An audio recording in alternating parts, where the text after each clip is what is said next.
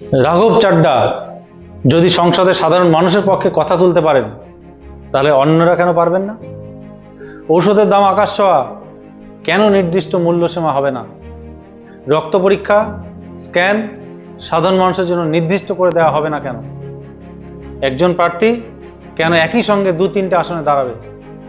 জনপ্রতিনিধিত্ব কি খেলা নাকি দায়বদ্ধতা? সাংসদ বিধায়কদের ভাতা, অপ্রয়োজনীয় সুবিধা কমানো যাবে না কেন? ক্যান্টিনে অতি সস্তা খাবারের বিশেষ সুবিধা থাকবে কেন? বড়লোকের ঋণ মুকুব হলে গরিবের লো ব্যালেন্সে টাকা কাটা হবে কেন? সরকারি শিক্ষা প্রতিষ্ঠানের মান ও পরিবেশ বদলাবে না কেন? সবকিছু বেসরকারি হাতে চলে যাচ্ছে, তাহলে সরকার নির্বাচন করে আমাদের লাভ?